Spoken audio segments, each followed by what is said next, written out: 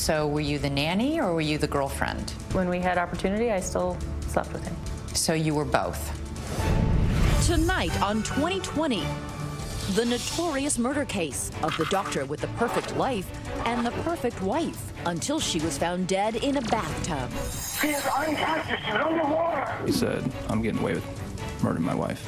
And he goes, oh no, I'm glad the is dead. And what about the nanny named Gypsy who entered the picture? It looks like you've come in to claim your prize. Gypsy Jillian Willis. Her name is Gypsy. Jillian Willis. The person coming over's name was Gypsy. Tonight, the whole story. Grieving daughters forced to play detective against their own father. And I was just screaming. Killed her. And the question that remains, was the nanny part of the whole scheme? And she's actually Gypsy to the funeral. You crashed her funeral? I realized that it looks pretty cold on the outside. Pretty cold? It looks callous. The Perfect Nanny. Here now, Elizabeth Vargas and David Muir. As we come on the air tonight, a doctor and husband sits behind bars waiting to learn just how long he'll be there for murdering his wife. A case that's now back in the headlines because tonight a key player is talking to Elizabeth. That's right, David. I've covered this story since it first began more than 5 years ago, and one question kept coming back. How could such a picture-perfect marriage crumble so quickly, ending with pills and murder, and a healthy wife found dead in a bathtub? And did it have anything to do with the family's perfect nanny? Or was she? Michelle Summers was a fresh-faced beauty queen from California, a sometime model with a string of suitors. But it was a handsome, aspiring doctor named Martin McNeil who made her fall hard and fast. They eloped when Michelle was 21 and soon afterward started a family. She had 4 kids in 5 years, so we were just boom, boom, boom. Alexis and Rachel McNeil grew up idolizing their father. We thought, what an inspiration to become a doctor, to become a lawyer. I wanted to, follow in my father's footsteps. I always wanted to be a doctor, just like him. A doctor who didn't just help heal his patients, but who also taught Sunday school at their local Mormon church, and who seemed to have a heart big enough to adopt 3 young Ukrainian orphans, Elle, Giselle, and Sabrina. So from the outside looking in, it sounds like the perfect family. Yeah. If you're thinking it seems too good to be true, you're right. Take a closer look at the picture-perfect patriarch, and a different image begins to emerge. Not the typical father. He was just very, very haughty, stern, kind of haughty, arrogant. Mm-hmm. He thought anyone that was not at his educational stature was very beneath him. He treated them very poorly. The only 2 things I want you to learn in school. Number 1, how to use the English language effectively. Number 2, how to effectively use money. When the family moved to the Utah community of Pleasant Grove, next-door neighbors Doug and Christy Daniels couldn't help but notice the contrast between Martin and Michelle. She was very quiet, was always very pretty and very well kept. All the girls were just dressed perfect, like a tea party. But the Daniels say Martin was a braggart and a bore. If Martin was ever around, it was him that always dominated every conversation. You could tell that he had a huge ego. He just made sure to say that he was downsizing into his home and that he was a doctor and a lawyer. Martin's adoring daughters often found themselves apologizing for their dad. Everybody hated him. Everyone hated him. I was constantly trying to explain my father. When he'd come home, he was a completely different person. Mm-hmm. So we thought we knew the real person. It was when Martin turned 50, his daughters say, that the quirks they'd always defended turned stranger. He became obsessed with the way he looked. He started tanning a lot. You mean going to tanning salons? Tanning salons. He lost weight. He'd start exercising just all the time, just in the middle of a conversation, jumping and doing push-ups, things like that. It was really bizarre. I mean, really very strange. Very out of the ordinary. How did your mom react to all this behavior all of a sudden, this focus on physicality? She was suspicious. And even more suspicious as Alexis was when their father began disappearing for long stretches. This seemed less like a midlife crisis and more like an affair. When Alexis says Michelle confronted him about it, Martin made what seemed like the ultimate effort to change the topic. Newly fit and supremely tan, Martin told Michelle she should do some improving of her own. Your dad decided that your mom should get a facelift. Out of the blue. And my mom had never talked about that before or anything. She'd never been into plastic surgery. So how much convincing did it take for your mom to agree to this? Quite a bit, actually. She saw my dad tanning, getting all in shape. So I think, my mom was just a little concerned too. Oh, well, maybe I should do a couple things, maybe that will help. Wavering but wanting to keep her husband happy, Alexis says Michelle reluctantly agreed to the facelift. And my mom said, Martin, let's just wait until the summer. I would be home from medical school for my summer break, and so I could help with the recovery. And my dad said, oh no, Alexis, you have spring break coming up in a week. Let's do it then. In a week? My dad said, we have everything set up. The anesthesiologist is reserved.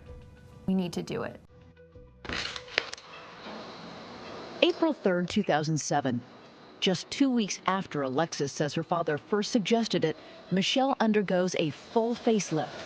Alexis says Martin insists the surgeon prescribe a powerful combination of painkillers and sedatives almost never taken to recover from this kind of procedure. And the surgeon agreed? He knew my dad was a physician, so he thought he knew how to, dose different medications.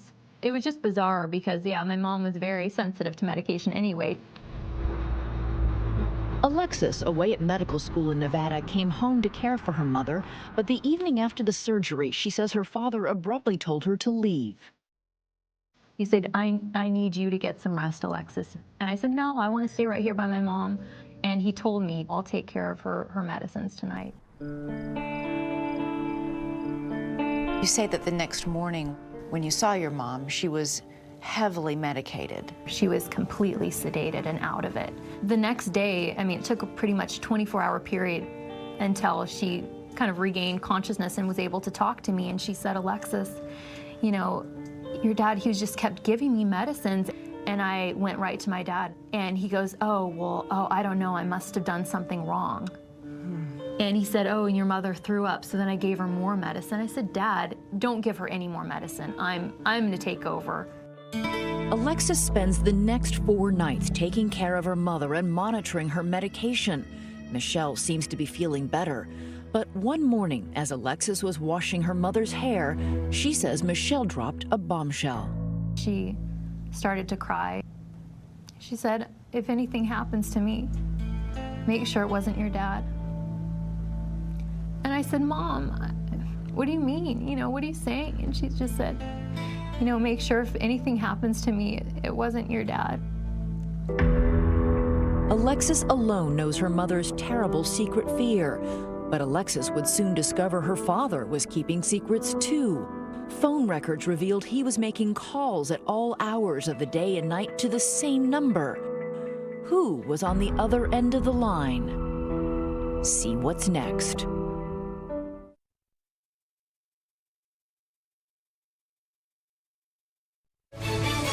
The Perfect Nanny continues. Once again, Elizabeth Vargas.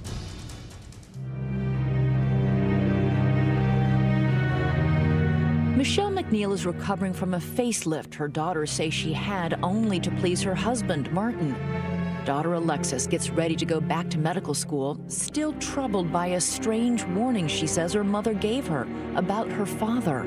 But she is happy that Michelle appears to be on the mend.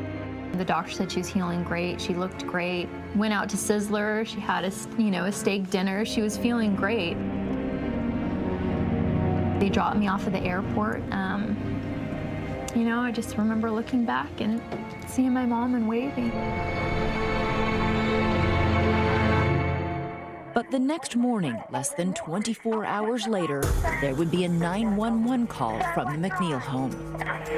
Swollen in the bathtub. Okay, is she conscious? She's not.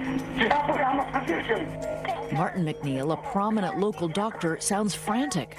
She is unconscious. She's underwater. Okay, did you get her out of the water? Yeah, let the water out. Veteran 911 dispatcher Heidi Johnson is on the line. It was really hard to understand him because he was yelling very hysterically at me. Okay, is she breathing at all? So I tried to calm him down and tried to get the information from him. Okay, do you know how to do CPR? I'm doing it. Okay, do not... But he didn't want to stay on the line with me and he hung up. In fact, Martin hangs up not once, but 3 times in less than 5 minutes. And he fails to give an audible address. As a result, Heidi Johnson loses precious minutes figuring out where to send the ambulance. Meanwhile, Martin sends the youngest McNeil child, 6-year-old Ada, next door to neighbor Christy Daniels. And she said, my dad needs some help. It was Ada, just home from school, who first found Michelle unconscious in the bathtub. So I ran in and, followed his voice into the bathroom, and he says, I've already called 911. I need a male's help. A man's help to lift his dying wife from the tub? Crucial time passes as Martin sends Christy to call for her husband, Doug. And I just immediately went straight to her legs and grabbed her legs, and Martin grabbed her upper body, and we lifted her out of the tub and onto the floor. Doug says it is chaos in the bathroom, with Martin veering from frantic attempts at CPR to fury. He would calmly be doing puffs of air, and then he would suddenly have an outburst of yelling, why, all for a stupid surgery. In the midst of it all, the phone rings. It is Alexis calling from medical school in Nevada. She is surprised when her father answers. He said, your mom, she's in the tub. She's not breathing. I've called an ambulance. And then he hung up. For Alexis, in that moment, her mother's terrible secret fears begin to crystallize. I just dropped all my books and started driving to the airport. And I was just screaming. He killed her. That was my first instinct. He killed her. Before you left, your mom said, if anything happens to me, make sure it wasn't your dad who killed me. My dad had no idea that my mom had confided in me. And I knew I was the only one that knew this, so I needed to start figuring out what had happened and protect the rest of my family, because my dad was a killer. Alexis's older sister Rachel has also been trying to call home and finally gets through to her father. I said, Dad, what's going on? Is it something with Mom? And he said, Rachel, come home. And so I called Alexis, and I said, Alexis, I know it. Mom's dead. I said, she's dead. And Alexis said, yes. Stunned and grief-stricken, the two sisters return to their parents' home. Alexis takes Rachel aside. She walked with me into the closet and said, Rachel, Dad murdered Mom. I know he did. I said, what are you talking about? I thought Alexis might have just been overly emotional or just devastated. But soon, Rachel starts wondering. Her father's story of what happened doesn't seem to add up. Okay, do not take... Why would this experienced doctor hang up repeatedly on the 911 operator? And why would a seemingly fit man need another man's help to rescue his dying wife? It was very strange to me that he couldn't lift my mother out of the tub, because he was finishing the downstairs basement a few days prior, and I had helped him lift sheetrock in. And Alexis had her own questions about Michelle's pills. She asks her father, where are those powerful painkillers and sedatives, and how many did her mother take on a morning when she had been recovering well from her facelift? I said, where's the medicine? And he said, I don't know where it is. Check in the garage. But she finds no medications, and when she asks her father again, he says they've been thrown out. And why? It was making him too sad to look at, to see this medication. I mean, as soon as I heard that, things were just starting to add up. Everything was adding up. Now both sisters begin to suspect the inconceivable. Because Alexis tells her sister about something else that happened just weeks before Michelle died. When her father had started to disappear for long stretches, Alexis says her mother asked her to do some late-night investigating. While he was sleeping, I went online and printed out all of his phone records. And we found this number that he'd been calling a lot. A number being dialed day and night. Alexis did an online search. And it popped out the name of the person. And it was? Gypsy Jillian Willis. And my mom was like, who's this? I mean, we thought it was maybe some like stripper or something. Who's named Gypsy? Who is Gypsy? Well, meet Gypsy Jillian Willis, a 30-year-old nursing student when she met Martin McNeil in an internet chat room. Her screen name, Phoenix Sheba. He told her his name was Joe. He sent me a message. He asked me what I knew about quantum physics. You bonded over quantum physics? There was just instant chemistry. He was tall, he was handsome, he was very well spoken. Did you know he was married? I did. Yeah. And that didn't ring any alarm bells for you on the ethics front? Not at that point. I wasn't looking for a serious relationship, and he told me that he had a perfect life, that he had a perfect wife. A perfect wife and a suspicious death. 3 days after Michelle was found dead in the bathtub, her grieving family attends her funeral. And standing in that crowd that day, Martin's lover, Gypsy. Why would you go to her funeral? Who invited you? No one invited me. I just found out where it was. You crashed her funeral? I had felt sorry that I had been involved with Martin inappropriately.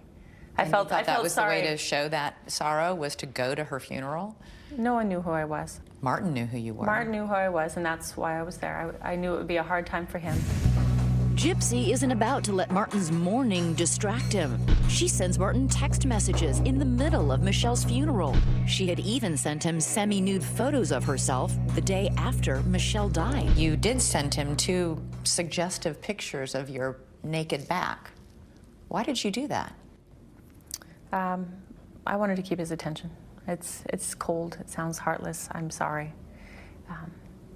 But I knew that he would be having a hard time, not thinking of me, and that was selfish. You understand that from the outside looking in, you're having an affair with this man, the wife inexplicably dies, you show up to her funeral, send him text messages during the funeral. It looks like you've come in to claim your prize. I did not look at it like that.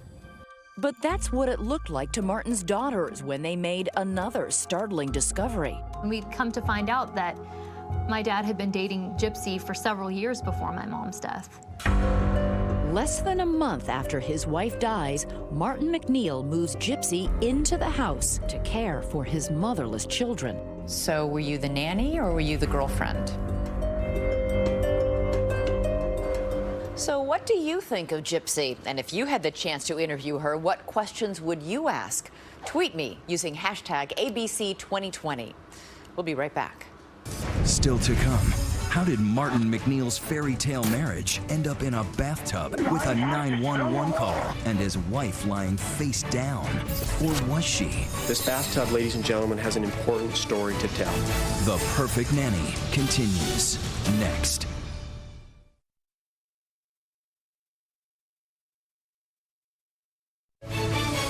'20 continues with The Perfect Nanny. In the hours after Michelle McNeil's death, Pleasant Grove police detectives see no reason to treat the bathroom where she died like a crime scene. They collect no evidence from the McNeil house. And the only person they interview is her husband, Martin, who they know is a well-established local doctor. He tells them he believes his wife passed out while preparing the tub. I thought that if this is a healthy woman that died, that there would be some sort of big police investigation. Their police report onto my mother's death is about 2.5 paragraphs. The medical examiner determines that hypertension and an existing heart infection called myocarditis caused Michelle's heart to fail. In other words, death by natural causes. Natural cause? She's not an old woman. She just turned 50 years old. I mean, she had a few issues. She had a little bit of high cholesterol, some high blood pressure. Police close the case. Alexis and Rachel are stunned. But their father is moving on, and quickly. He arranges a funeral within 3 days, and just 2 days after is back at work. And even though Alexis and Rachel say they have offered to come home to care for the 4 younger McNeil children, their father announces he will hire a nanny. And he already seems to have one in mind. And he said, "Oh, I found the perfect nanny." And I said, "What's her name?" And he said, "Oh, I think it's Jillian." I said, "Dad, Gypsy Jillian Willis." I said, "I know that woman. I know Mom was worried you were having an affair with her, and you are not to bring her in the home." But Martin would not be deterred. He calls a family meeting. And he said, there is going to be an interview for a nanny, and there was only one candidate, and that was Gypsy. Gypsy. Imagine that. Yeah. And she got the job. She didn't cook, she didn't clean, she didn't take care of the children in any way. Why did you move into the home? Martin told me that he needed help with his younger children. Were you still sleeping with him? I was. So were you the nanny or were you the girlfriend? I moved in to help with the kids. When we had opportunity, I still slept with him. So you were both? If you want to look at it like that. But Martin's daughters didn't like the look of that one bit. She walked into the house like she owned the place. And then when I questioned my dad and said, "What's going on?" he said, "Oh, she's a guest in our home, and how dare you question me?" He said, "If you fight me, I'm going to get you thrown out of medical school." And he started threatening me, "I'm going to take you down." I was told that I needed to leave the home because I wasn't nice to Gypsy. He wanted to make it known that it was either Gypsy or his children, and he chose the nanny. Yeah. The nanny. 3 months after moving into the McNeil home, Gypsy took Martin back to Wyoming to meet her parents, Harold and Vicki Willis. He said, "I never loved Michelle, but I loved Gypsy." And I said, "But you had a family with Michelle." He says, "Actually, I loved her as a friend, I loved her as a sister, but I never loved her like I loved Gypsy." During that trip, Martin proposed to Gypsy in front of her family. Gypsy's sister Julie was there. He gave this grand speech about how he loved her and how he loved her from the moment he saw her, and he knelt and proposed to her, and Gypsy cried. It was very fairy tale. This was the man who'd been telling you just a couple months earlier that he had the perfect life and the perfect wife. Yeah. So you must have been shocked when 3 months after she died, he proposed marriage to you. I wasn't shocked. It just, like I said, it seemed very natural. It seemed like a natural progression. I believe he loved his wife. He did sincerely mourn Michelle, but she was gone. And I didn't suspect anything unusual. So you're saying he never told you, "I wish I wasn't married to Michelle"? He never said that. "I wish Michelle was dead"? No, he never said that. "I'd rather be with you and not Michelle"? He didn't say that. Martin didn't say he'd rather be with Gypsy, but was he thinking it? And what was she thinking? Don't you think it's a little funny that he goes from saying, "I love Michelle," to, "Oops, she died, move in, let's continue sleeping together while you take care of my kids, and will you marry me?" I realize it looks pretty cold on the outside. Cold. Gypsy's own sister Julie goes even further. I would consider Gypsy to be a deceptive, malevolent, malicious, calculating person. Calculating and violent. It wasn't right. Julie says Gypsy had feuded with her and other family members for years. And even Gypsy admits to having a fist fight with her mother over ownership of a dog, the last time she ever saw her family. I was bruised from head to toe. I had a sprained knee. I had choke marks around my neck. She lunged forward and she bit me on my upper left bicep.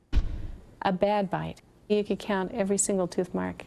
She doesn't care who gets hurt. She doesn't care what circumstances are ruined. Fist fighting is one thing, but could Gypsy have gone so far as to help Martin kill Michelle? If she sees something she wants, she will rationalize it to herself to the point where she will get that. And it doesn't matter who stands in her way. Those are your family. I know. They think that you're capable of murder. They are horrible and they are hateful. It is appalling that my family would say such things. And I think it is completely unfounded and unjust. In this family feud, is Gypsy's sister embittered, or the person who knows Gypsy best? Julie Willis says Gypsy found the perfect match in Martin McNeil. In a bad way, they were perfect for each other. Together, I believe that they are perfectly capable of killing Michelle. They're like a pack of dogs. One dog alone might be malicious, might take a nip out of things, but two dogs together hunting are lethal. Stay with us.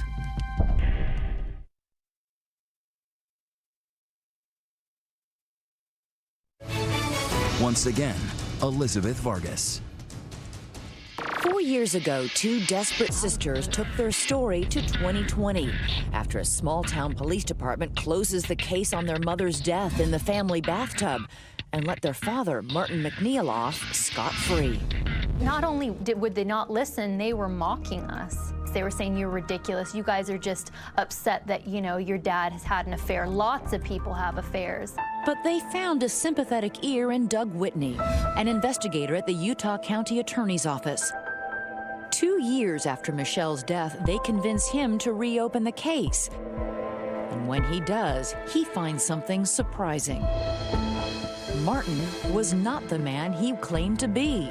This prominent doctor and lawyer actually had a life based on 3 decades of lies, stretching all the way back to his days in college and his school transcript. His entire career is based on falsified transcripts from different colleges. Well, so then how did he go about practicing medicine? The guy is brilliant. I'm not saying that he's not smart. He just didn't take the necessary classes. And he lies. And that was only the beginning of his lies. The summer after Michelle's death, Martin stole his 14-year-old adopted daughter Giselle's identity. He applied for a new Social Security card using Giselle's personal information and Gypsy's name. They went into court and changed the birth date, 20 years. That's called perjury. Now there's 2 people with that Social Security number. There's 2 people with that name. And that new false Social Security card number was only the beginning. How did this idea come up to take Giselle's identity, her Social Security number, her passport, and adopt it as yours? When I got together with Martin, I had a lot of tax debt, probably in the range of $50,000 or $60,000. This was Martin. This is Martin's idea. This was Martin's activity. Why did you do it? I said I didn't want to. He said that this is the best way to do it. It's temporary. It's not going to hurt anybody. No one will notice. But someone did notice, namely Doug Whitney, when he starts looking closely at Michelle's death. He discovers that Martin and Gypsy are amassing fake IDs all over Utah. You're talking about a state ID card. You're talking about bank accounts that were opened up under false names. Martin did a lot of things that were not very sensible. So you're saying Martin did all of this without your knowledge? He would tell me he was doing things, and I'd be like, okay, whatever. You got 2 fake military ID cards, 3 joint banking accounts using a fake name. You got a fake birth certificate, a fake Utah state ID card, and a fake Social Security card. And you're saying all you did was sort of sign away and not ever ask or wonder how many laws I've broken? How could you be a passive participant in that? Martin was very powerful. He was very influential. I just assumed that he knew what he was doing. He'd been successful all of his life. Gypsy, you're an educated person. You bonded over quantum physics. And now you want me and us, the authorities, to believe that you just checked your brain at the door and agreed to all this? When you love someone, you do things that don't make a lot of sense. He had everyone confused. He was this pillar of the community. He'd been bishop twice. I mean, he had all of the accoutrements to be convincing. Martin McNeil's gigantic con job was stopped short by Doug Whitney's investigation. He had both Martin and Gypsy arrested for identity theft, and they were convicted in federal court and sent to prisons in Texas. And while they are behind bars, investigators go for broke and work to pin Michelle's death on Martin. I will simply say that I believe that Martin McNeil is a sociopath. They begin chipping away at Martin's version of the story of his wife's final bath and ask some tough questions. Why couldn't a fitness addict like Martin lift his wife out of the bathtub alone? Could Martin's relationship with Gypsy be a motive for murder? The questions raise suspicions, but it's still not enough to charge Martin with murder. Then the prosecutors catch a break. Something happens in prison that lands McNeil in hot water. And weeks after his release from prison on the fraud charge, he is arrested again, this time for murder. There is a big trial getting underway in Utah. There was no doubt in my mind that one day this case was going to be reopened. 5.5 years after Michelle died, Martin McNeil sat once again before a judge, this time fighting for his life. This case is a puzzle with many pieces. The trial opens with McNeil's defense attorneys claiming Michelle died of natural causes.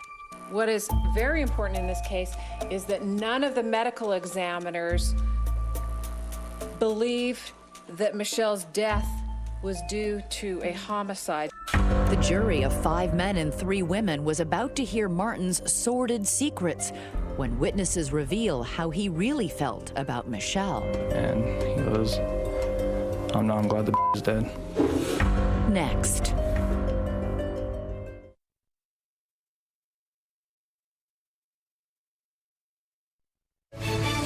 "2020's The Perfect Nanny" continues. Once more, Elizabeth Vargas. Taking center stage, a model of a bathtub. It was called The Case of the Murder in the Bathtub, gripping the country for weeks. She finds her mom dead in the tub. Martin McNeil on trial for his wife's murder. Let me just say, may they rot in hell. Martin McNeil sat in a Utah courtroom charged with the premeditated murder of his wife and the mother of their 8 children. His chief accusers, his own grown daughters, who believe their dad was a killer. Ladies and gentlemen of the jury. But Martin's defense team tries to discredit the daughter's version of events, sticking to the coroner's original report that Michelle's death was from natural causes. Martin McNeil is innocent, ladies and gentlemen.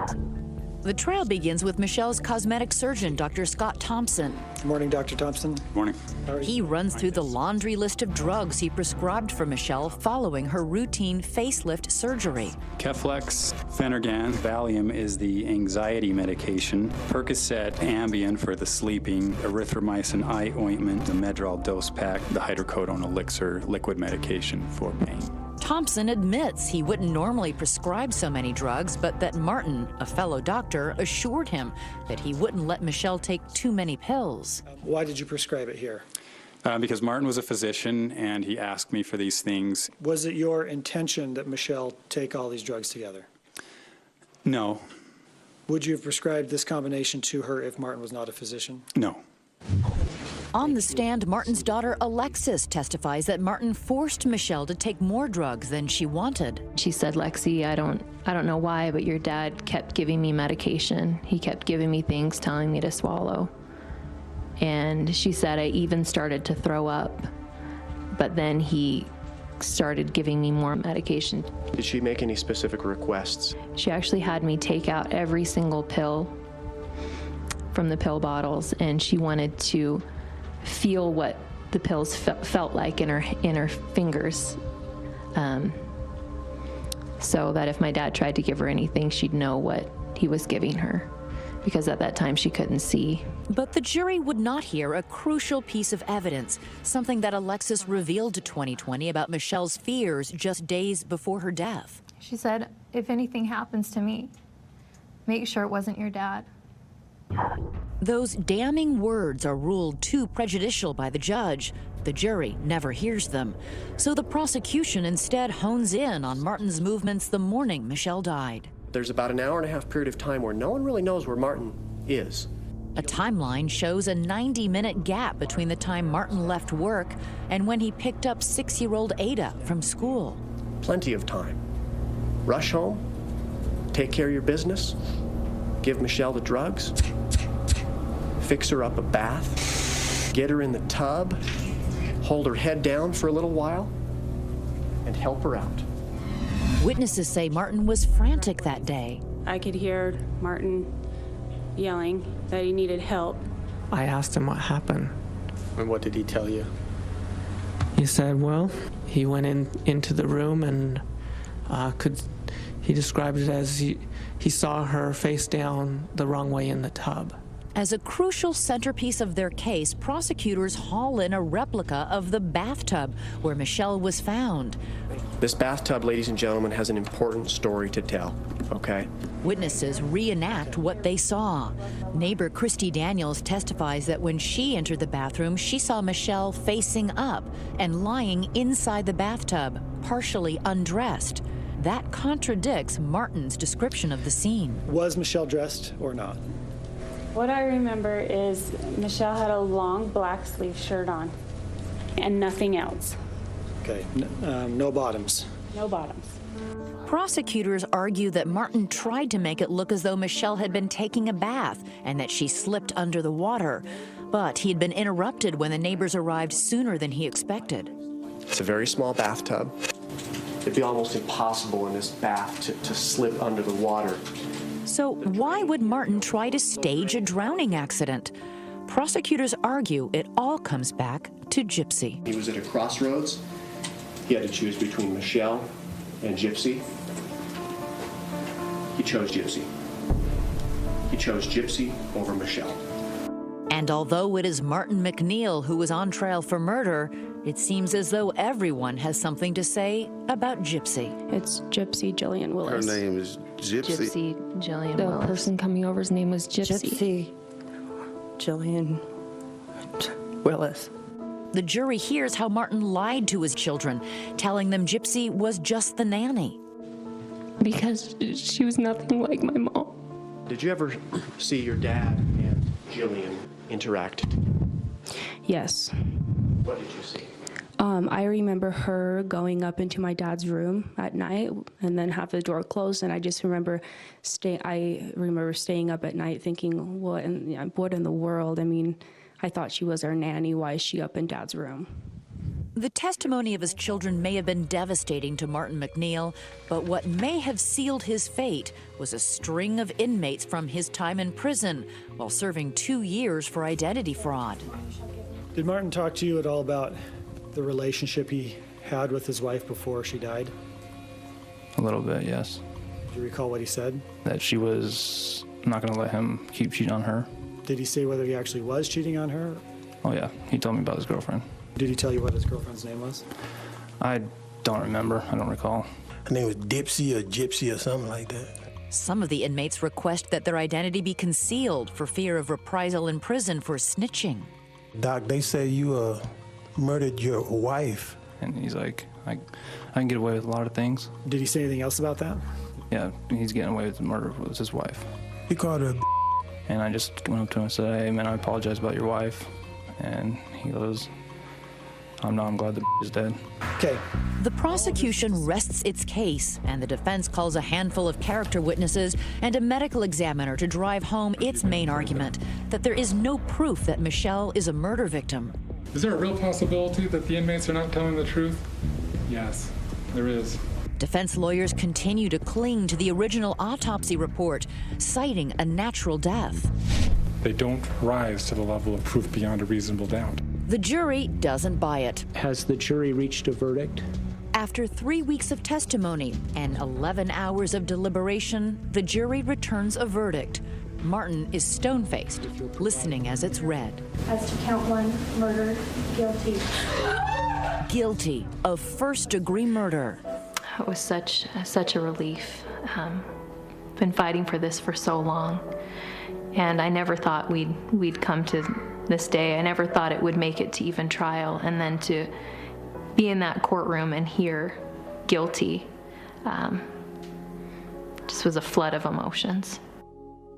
Alexis's father will likely be in prison for the rest of his life, and the woman at the center of the storm, Martin's mistress, Gypsy, she has an alibi for where she was the day Michelle died, and she was never charged with anything related to her death.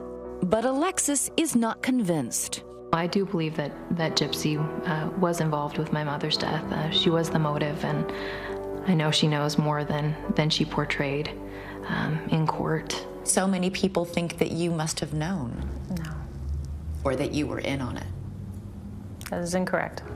Michelle's daughters choose not to dwell on that question. Finally having justice for my mother, who means everything to me. and she was taken away from me, from all of us. And we're finally getting justice for her. Tonight, Martin McNeil is still behind bars, waiting to be sentenced. He faces 15 years to life. As for Gypsy, she's now hired a publicist. She says she's got a story to tell. We'll be right back.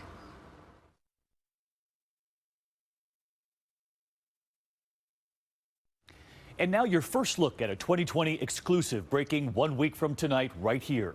A mother on the run with her 2 little boys, and 2 fathers back here in America desperate to track down the fugitive mom and their beloved sons. We take you from Los Angeles to Paris to Geneva. And what happens when we track down that mom? Next Friday, it's a furious worldwide manhunt to find this stunning woman and her 2 young boys. They vanished, taken, when she abducted them, fleeing the country, leaving 2 desperate fathers searching for the ex-wife turned fugitive. Everything I thought she was false. Now follow the heart-pounding clues. I'm terrified. That shockingly reveals her boys disguised, posing as girls. And see what happens when David Muir tracks her down. Why take the boys and run? On the Run, 2020, next Friday after Shark Tank on ABC. Wow. Hope those boys are okay, and you'll have an update on that on the program as well. And that's our program for tonight. I'm Elizabeth Vargas. I'm David Muir from all of us here at ABC News in 2020. Thanks for watching. Have a great evening. Good weekend. Good night. I begged her for an ounce of her strength so that I could put one foot in front of the other. Tonight on an all-new 2020, an unbreakable bond between mother and daughter, but someone came between them. He's like, Mom's dead, and he just kept repeating, Mom's dead, Mom's dead. I ran downstairs. It was hysterical, started vomiting. She was found laying right here. And I said, well, you can go right over there, because that's the person that killed my mom. But just who was she pointing at? This is a delicate question, whether somebody that she was having an affair with could have had her killed. He started thinking about ways to engage his exit strategy. To get rid of her. To get rid of her. Hold on, he's coming out. Tonight, a daughter's discovery of family secrets and scandals leading to a dramatic showdown. Drop the gun! Drop the gun! Behind the scenes, Kim was nonstop digging for answers, getting proof. Now we're taking you inside her obsessed 6-year crusade to catch the killer. What kind of crimes? You're talking murder. 2020 tonight going into a dangerous underworld no one could have imagined. Drugs and a lot of money, inevitably a murder of April Kaufman. Before this hour is over, there will be another shocking death. But is that the end of the story? This is my life, and I feel like this is the worst made-for-TV movie on the planet. Good evening, I'm Amy Robach. And I'm David Muir, and this is 2020. And here tonight, Deborah Roberts. WIBG, it's the talk of South Jersey. Driving the corridor between Atlantic City and Philadelphia weekdays between the hours of 2 and 4, you may have heard this voice on WIBG FM. If you don't vote, I will find out. I'm going to your house. I'm dragging you outside. That's the no-nonsense April Kaufman, a peppery, provocative radio host. I love being here to bring you the truth. As unvarnished, as unpretty, unbuttered on the biscuit it is. Tackling topics from politics, caring for U.S. vets. Homelessness is a big issue in our country right now for our veterans. Listeners couldn't get enough of the Jersey girl with the platinum hair, big smile, and high wattage personality. She was like a whirlwind. Like, she would come in and she would make a lasting impression on everyone. In her upscale town of Linwood, New Jersey, not far from the boardwalk, April and husband Dr. Jim Kaufman, a prominent endocrinologist, are the community's consummate power couple. The two of them were well known individually as well as together. They really wanted to be involved in the community, but they also like to have some fun. Every day, the doctor and Mrs. Kaufman had a familiar routine. Jim heading to his medical practice before sunrise, and then a standing phone call with April at 8:30 a.m. But on Thursday, May 10th, 2012, that call to April goes unanswered. And after several failed attempts, Dr. Kaufman sends over his handyman to their home on Woodstock Drive, where he discovers a horror. 911, where's your emergency? Yes, I have my bosses down. She's lying on the floor in her bedroom and not answering me. Okay, where are you, sir? 2 Woodstock Drive, Linwood. Okay, hold on, I'm transferring you. 47-year-old April Kaufman found dead on the floor of her bedroom. With the family handyman on with 911, Jim calls Linwood police. This is Dr. Kaufman. I just got called by my house person that my wife is face down on the floor. My partner's sending out the email as we speak. Okay. Okay. I'm getting there as fast as I can. Detective James Scopa took me inside the home where the wealthy socialite who once lived larger than life was discovered dead, shot multiple times. She was found laying right here. Face down. Face down. As the media got there and they started to realize who it was, that's when they knew, okay, this is really a story. It was chaos.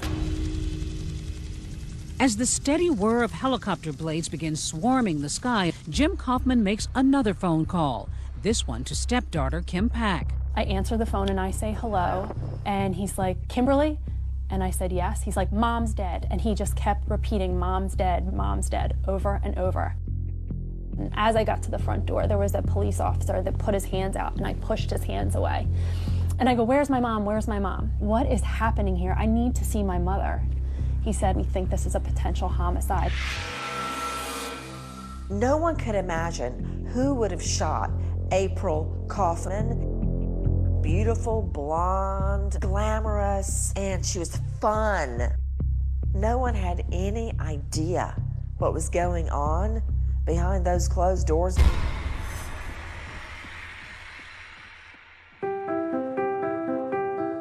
She made everybody feel like they were her best friend. Didn't matter who they were, the checkout, the parking lot cart guy, you know, hey beautiful, hey handsome, how you doing today? Friends Peg O'Boyle and Lee Darby knew April since she was a teenager and knew her well enough to know that her outward glow masked an inner pain. She had a really rough childhood. When April was 11, her mother gave her brothers and sister up for adoption, and April was raised by her grandmother, and her brothers and sister were put into foster care. You know, I think she had her thirst for being, you know, feeling loved. She just wanted to be loved. She would discover unconditional love at 17 when she gave birth to Kim with her first husband.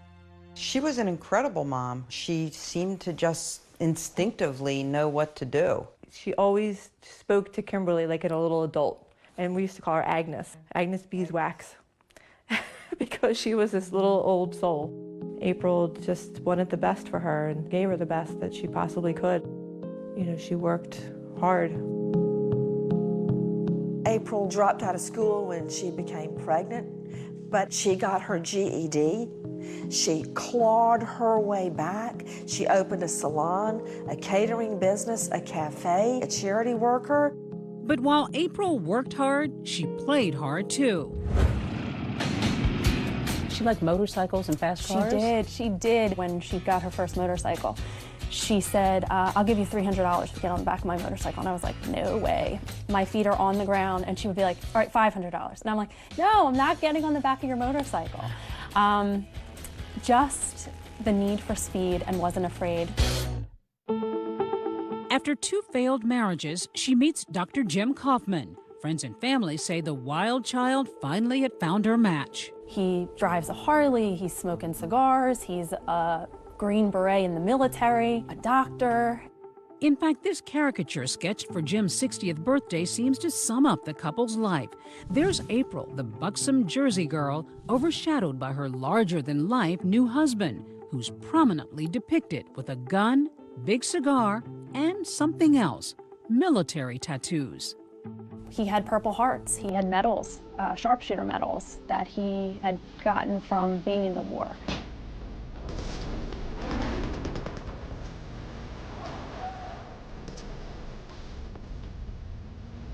The Vietnam War, back when protest songs permeated the radio airwaves in the U.S. Jim Kaufman makes clear he distinguished himself on the battlefield. Kim was so impressed, she asked her stepdad to be the subject of a college project. He agreed to be interviewed with some conditions. There were 2 rules to this interview. 1, you can never ask my mother about anything pertaining to this interview. And 2, you have to destroy the tape when you're finished. That's a little mysterious.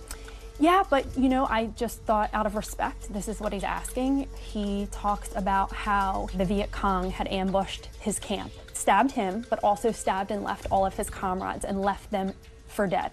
And his sole mission, he had said, was to grab these dog tags and bring these dog tags to these people's families so that they know what happened to their boys. That's an amazing story. Yes. It's no wonder April was motivated to mount a campaign, using her radio voice to demand quality health care for veterans.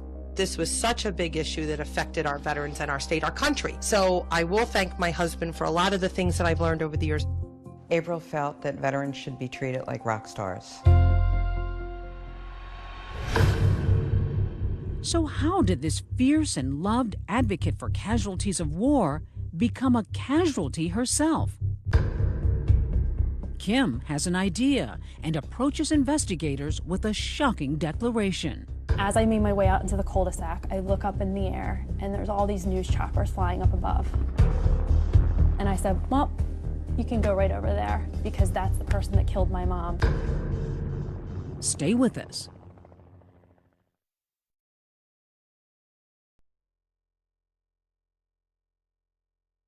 Many attended today's funeral services at Bethel Synagogue in Margate for 47-year-old April Kaufman. Mother's Day 2012, the town of Linwood, New Jersey turns out for one of its own, complete with a cortege of veterans leading their champion, April Kaufman, to her final resting place. The well-known local radio host, who was shot multiple times and discovered dead in her Linwood home last Thursday. It was like a state procession for April Kaufman. No one could believe what had happened. She just was so caring, so compassionate. She just was an inspiration to everybody. The loss heaviest for April's daughter, Kim. I miss her calling me nonstop, all the time. I miss her laugh. I miss her smile. I miss her infinite wisdom, because she really was my rock. After the mourning came the murmuring. Sometimes talk is cheap, even in wealthy towns. This is a delicate question, but there were questions about whether your mom was having affairs.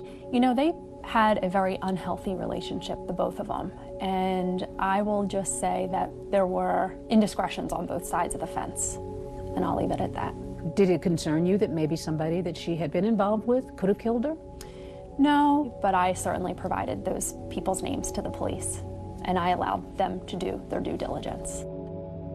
While the community is in shock and awash in rumor and innuendo, listen to this, April's final radio broadcast, where she sounds like a woman who thinks her days are numbered. And my bottom line is, if nothing else, of my legacy of leaving, a really beautiful daughter and 2 grandchildren on this planet, I really hope to God that people, hey, I could get a flyover at my funeral now. You listen back to that and you think, did she have a premonition? It's kind of like she was trying to tell us something, I believe.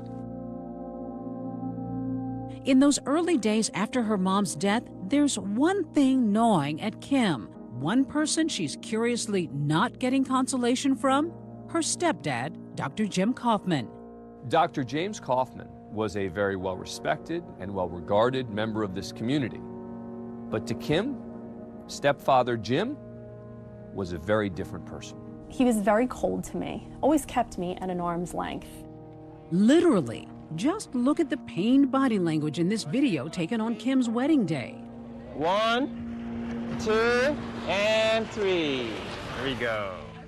Take a close look. He steps into the scene. He smiles one time for the camera to flash. Then he goes back to a very taciturn demeanor and steps out. No hugging, no kissing, no warmth, nothing. You would be in the dining room, I would be talking to my mom and he would come and turn the lights off and just walk out the room. He controlled her cash flow and yes. how much money she could spend? Oh yes, and sometimes even calling her, who are you with, where are you? And just 2 months before April's murder, it seems the bloom was officially off the rose of her nearly 10-year marriage.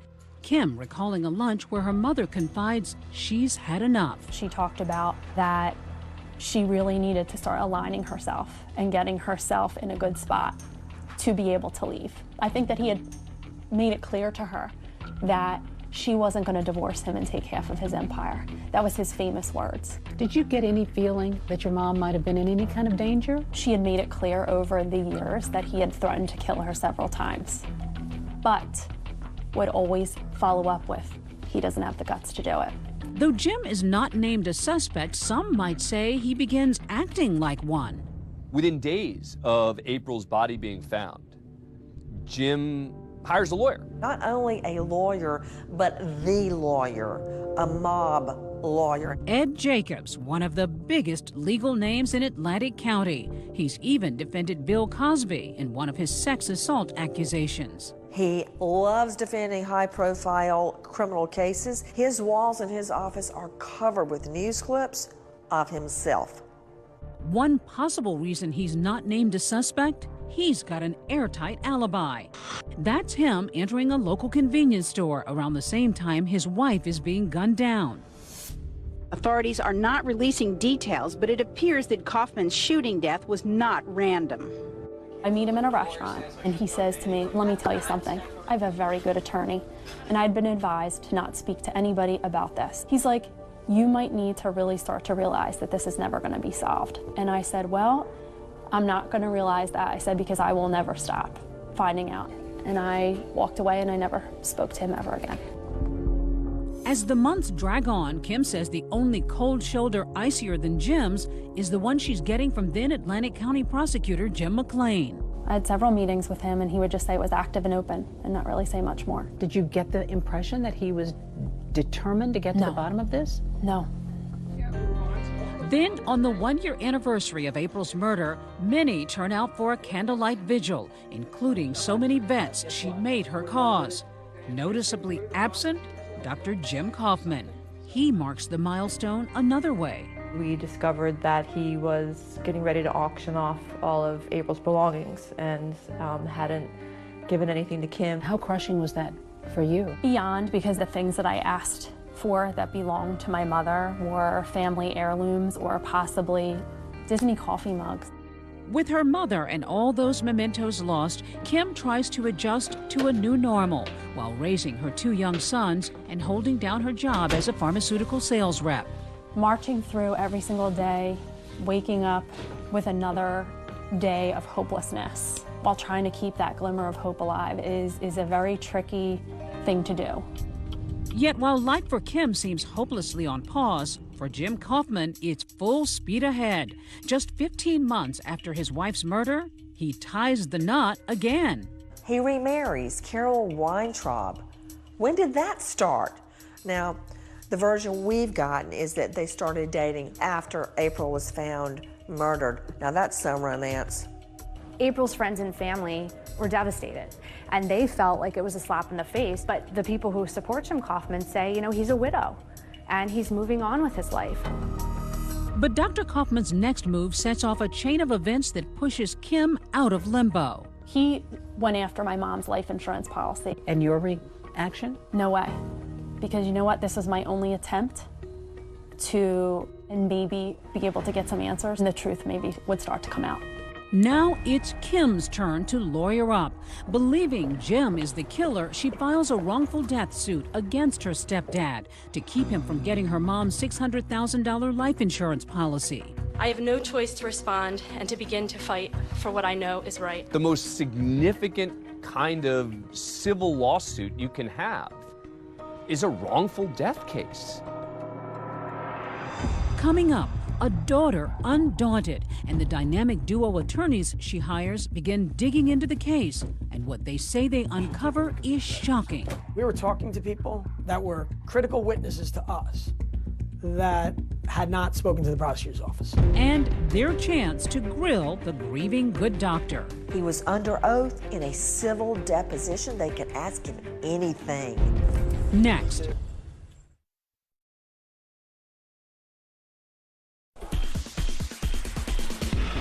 Atlantic City, legendary for its slots, signature shows, and of course, this moment. But the boom and the bust of the casino industry has made America's favorite playground a hotbed for crime, corruption, and a startling number of unsolved cases. Cases like April Kaufman's, but Kim Pack and her dogged attorneys, Patrick and Andrew Darcy, drill down, determined to get answers. Behind the scenes, Kim, with us, was nonstop digging for answers, getting proof. We were on an island, all on our own. But the tide may be turning. I grew up on the beaches and the boardwalk of Atlantic City, and I always say I have sand in my shoes. Meet Damon Tyner, son of one of Atlantic City's fabled firefighters and a longtime cop. Your dad was a bit of a legend. Yeah, he was very well known throughout the community. But the younger Tyner made a name for himself as a Superior Court judge. Good to see you. How you making out? So they named a pizza for me. I think right here. Yep, that would be me. And then last year, I, Damon G. Tyner, became the first black prosecutor in the county's history. So help me God. Many seeing him as the city's much-needed savior. You're doing a good job, man. I appreciate it. Great job. Thanks a lot. Thank you. Joey, you all right? No, not judge anymore. Good to see you. That man's cleaning up AC. There you go. You took a pledge when you took the office. Tell me about the pledge. Dating back to 1970, there are about 140 unsolved homicides. I urged my executive staff to tell me which cases were most solvable. Unanimously, they all came back to me and said the murder of April Kaufman. But Tyner is sworn in almost 5 years after April Kaufman's murder. 5 long years. A lot of people wondered why 5 years passed and no recognizable work had been done. It wasn't that there were glaring mistakes. It was just an omission of effort, you might say. We wondered about that and tried asking former prosecutor Jim McClain about the investigation. His spokesperson tells 2020 McClain has no comment. Fortunately, Damon Tyner became prosecutor and his team came to the conclusion that this case should be prosecuted. For the first time, someone's listening here. Tyner agreed to meet Kim Pack and her lawyers within that first month. What did that mean to you? The fact that I was lucky enough for him to say, I'm going to take a second look at this. Me, my case, thank you. Like, this is all I've been asking for this entire time, is for someone to care. It took 3 hours for Kim's lawyers to unpack all they had uncovered. You should take a look at these records. But no evidence as compelling or illuminating as this. Today's July the 11th, 2014. A 4.5-hour-long video deposition of Dr. Jim Kaufman himself, finally talking for that wrongful death lawsuit Kim has filed. Basically, I ask the questions, you give the answers. Understood? Yes. 4.5 hours under oath is a lot of time. It's a lot of questions. I do. Okay. We may proceed. That was the first time he could be compelled to talk. There he is in the hot seat for the very first time, getting grilled on everything from his love of guns. How many guns do you own? Approximately 18. To the moment he first saw his wife lying lifeless on the floor. I ran upstairs. I looked inside and unfortunately saw April lying there. And she wasn't moving, and she had a pallor, which I've known after 30 years is obviously someone has passed away. And I ran downstairs and went out on the lawn and was hysterical and started vomiting. Okay, do you have tissues, by the way? I got them. Do you need to break? When I look at a deposition, I sometimes turn the sound down. I don't want to hear what they're saying. I want to see what they look like and what their facial expressions are. He struck me as a manipulative guy. But there's a barrel-sized bombshell about to drop. The doctor's casual and stunning admission about a secret he's been keeping for years. Seems that time he spent in the Special Forces wasn't so special. Have you ever served in any branch of the military? No. That's right, Dr. Kaufman forced to come clean about his so-called stellar military record. Those Purple Hearts, those sharpshooter medals, all lies. Did you ever tell Kim Pack you were in the military? Yes. Okay. Did she ever do a project for college, and part of the project was you being in the military? Yes. And what you went through? Yes. And that you carried bodies? Yes. And the torture that you had gone through? Yes. Did you ever tell anyone that you were a Green Beret? Yes. Who'd you tell? I don't recall how many people I told. So he created this background that didn't even really exist. That is correct. Once you start examining someone who is bold enough to engage in stolen valor, you start realizing that there are other aspects to this man's life that would require us to investigate. But in that deposition, Dr. Kaufman posits his own theories about who may have killed his wife. Who do you think did it? I thought it could be someone who was one of the veterans. The last choice was that it was someone in a motorcycle gang. What motorcycle gang? The Pagans. The Pagan motorcycle gang? Remember, April had a penchant for motorcycles. Could that mean she was in deep with the kind of people known for violent behavior? The pagan outlaws are the equivalent of the Hell's Angels. They are felons of the most dangerous sort. Coming up, a stunning turn in the Kaufman case. No, I'm killing myself. Leading to a standoff in the Garden State. Drop the gun! No, I'm not going to jail for this. Put the weapon down. No! Stay with us.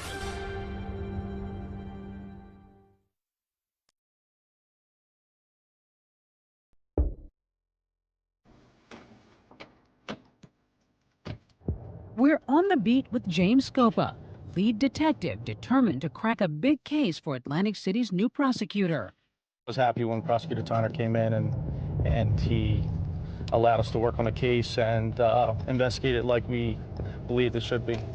Meanwhile, Kim and her lawyers keep their eye on what they believe is the prize, Jim Kaufman, using his pictures on social media as incentive. I would get a picture of Jim Kaufman and Carol at the Final Four and, you know, smiling, and I'd put it on my brother's screen so that when he came in the morning, that would be the first thing he'd see is a picture of Jim Kaufman saying, yeah, so what? I killed her. What are you going to do about it?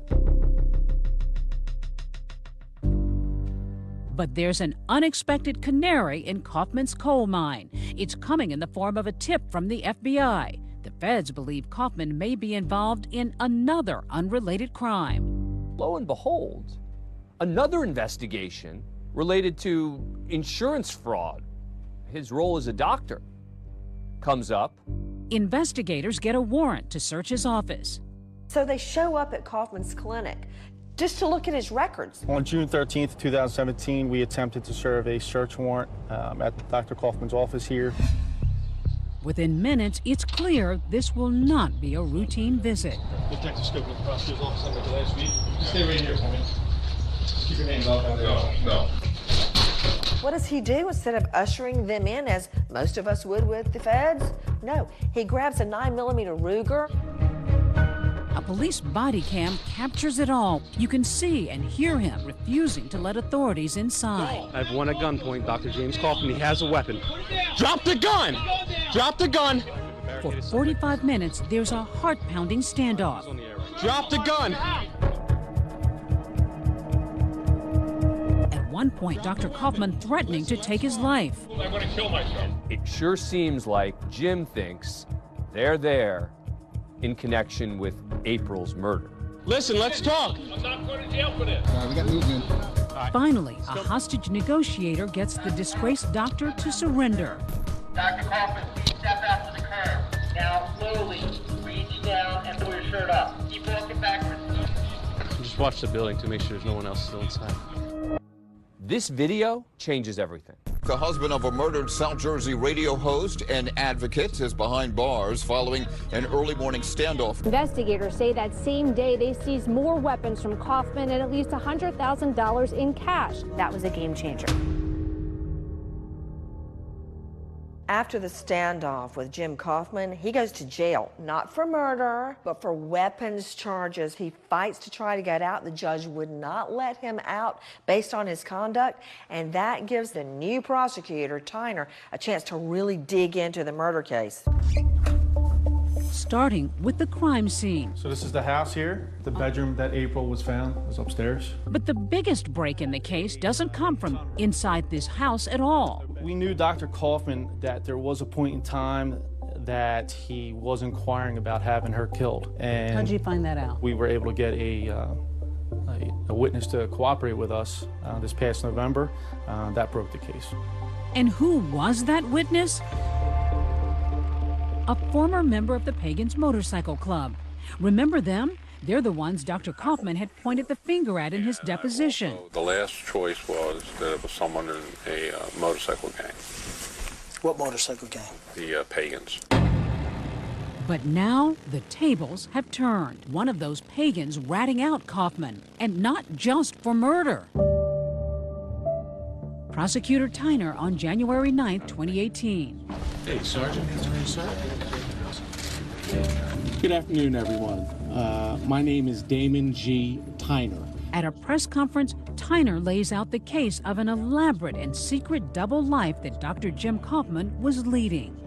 Treating patients by day, writing fraudulent opioid prescriptions for those Pagans by night.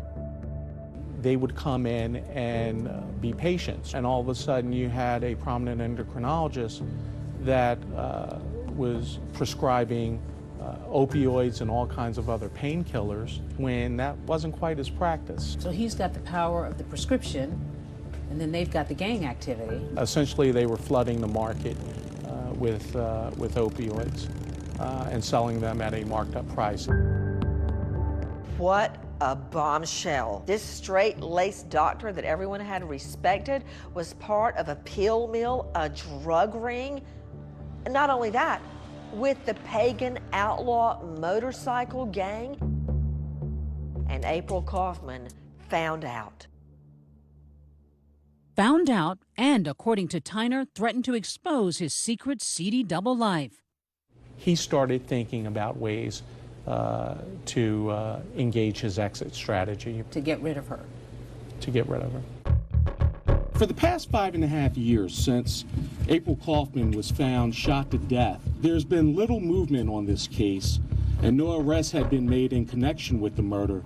That is until today. An explosive breakthrough in the murder of radio host April Kaufman. Murder charges just filed against Dr. James Kaufman in a plot that police say involved members of a motorcycle gang. But wait a minute, didn't the doctor have an airtight alibi? Remember that early morning stop at a convenience store? Tyner says Kaufman wasn't the shooter, that he paid one of those Pagans roughly $20,000 to do his dirty work and kill his wife. He went inside and he shot April Kaufman twice. And ironically, that alleged hitman died a year and a half after April's murder of an opiate overdose. His pills prescribed by, you guessed it, Dr. Jim Kaufman. When I heard the details of everything, it really was unbelievable. I feel like this is the worst made-for-TV movie on the planet. The prosecutor worries Dr. Kaufman could be targeted by pagan members in jail, so they move him upstate to the Hudson County Correctional Facility as they begin gearing up for their first major trial. Finally, a chance to close one of those Atlantic County cold cases. But then, another shocking turn. Dr. James Kaufman dead. Officials with the Hudson County Correctional Facility confirmed that he died at 9:20 this morning. What was your reaction when you heard this? I was stunned. The story started off terrible and is ending terrible. Dr. Jim Kaufman dead. But how? Were you worried that he could be hurt in prison? That's always a concern. Will justice ever be served? Stay with us.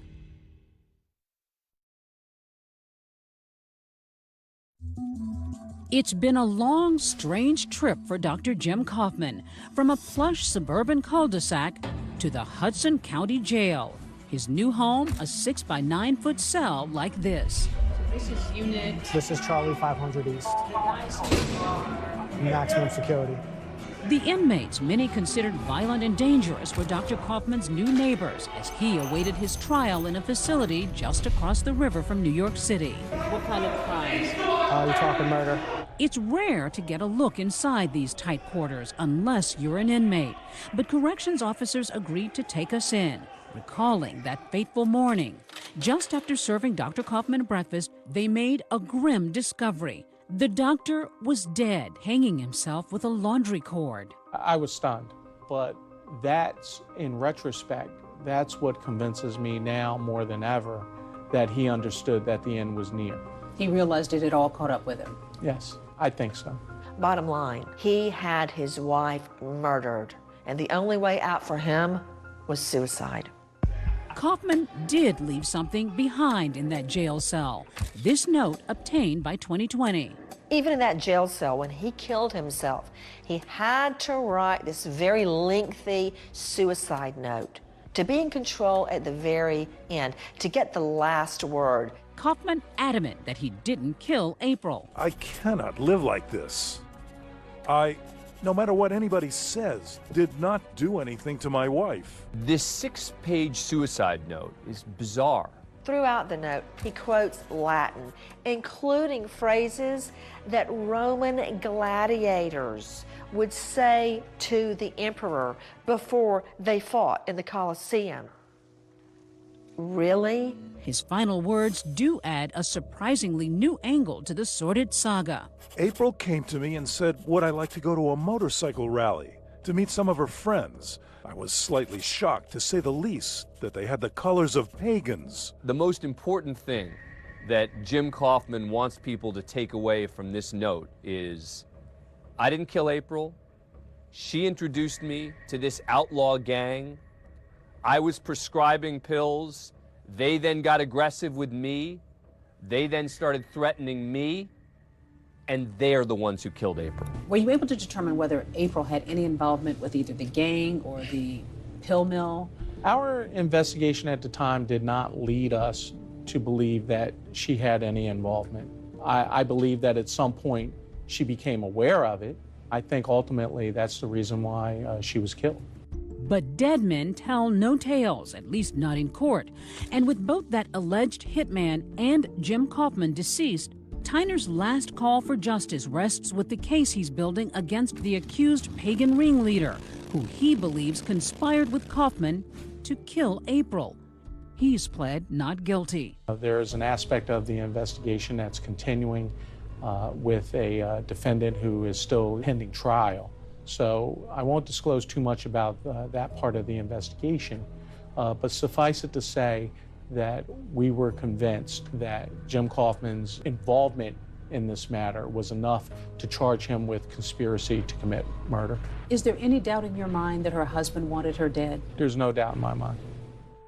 A painful conclusion for a grieving daughter, yet a measure of solace. Kim Pack may finally find the justice she's been seeking for years. Why do you think this case wasn't solved 6 years ago? I don't know, that's the million-dollar question. But what I do know is that I was blessed and granted the ability to have peace in my life for the first time in 6 years by a man with determination and that believed in my story. And that is Damon Tyner, and I am forever grateful to that man.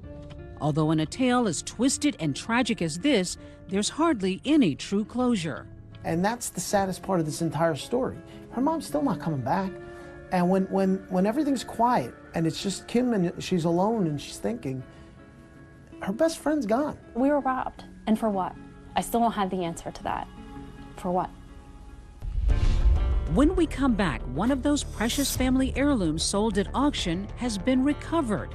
The secret message from beyond the grave found inside, next.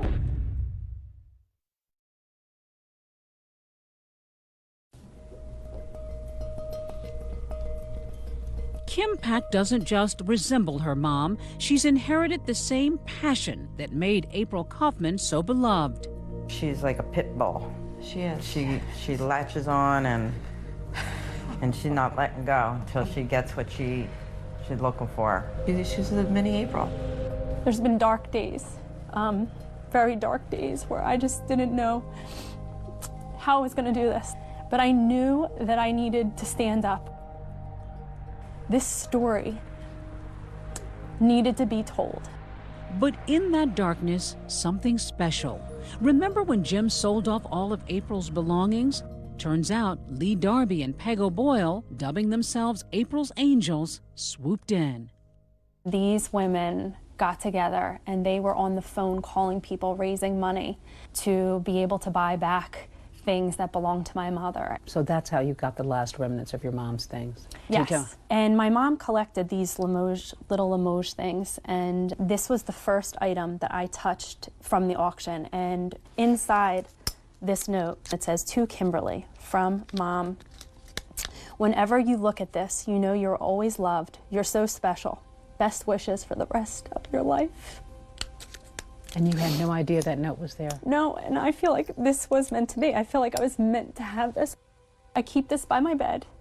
It reminds me that my mom is with me all the time. Out in the community, other reminders. My husband and my boys got this bench dedicated for her. It's special because it's a spot that we stop and my kids will bring up a memory or they will talk about her. And if Mom could say just one more thing to her daughter? I think she would say to me now, you can breathe, you can go on and live, you don't have to be sad anymore. And thank you for fighting.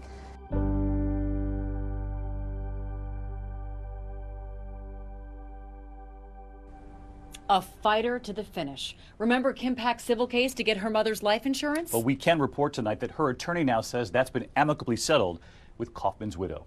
And that is 2020 for tonight. I'm David Muir. And I'm Amy Robach. From all of us here at ABC News in 2020, good night. They told me that I was abandoned at the hospital, and I could not believe it. This is crazy. Tonight on an all-new 2020, a condition so rare and mysterious, it's almost unheard of. A bizarre medical disorder, denying that you're pregnant and then abandoning your babies. How could your wife give birth and you have no idea? To miss her pregnancy 5 times? But what caused a different mother to abandon her newborn? There's a baby found inside of the Salvation Army drop box, the box that you were found in. Now we're on the hunt with both grown children. Both sought out to find their birth mothers. Right. Right here tonight, a DNA detective. You're back to where it all started. Taking them on the search of a lifetime. That's really all we have to go by, is your DNA and the location that you were found. All the brand new leads and blind alleys. I don't want to give you any false hope. This is a long shot. The setbacks and rejections. She hung up on me. And all this time I thought maybe somebody was thinking about me and where I was. The surprise of something they never saw coming. And I saw this. I had the same reaction. And the biggest shock of all, who's waiting behind that door? It really is opening Pandora's box. And a big secret. A big secret. Good evening, and thanks for joining us. I'm David Muir. And I'm Amy Robach, and this is 2020. Reporting here tonight, Deborah Roberts. Who am I? Where am I from? I was abandoned at a hospital. I was left out in a donation bin. I just wanted to know why. There's this feeling of not being wanted. I just thought that I would never really know.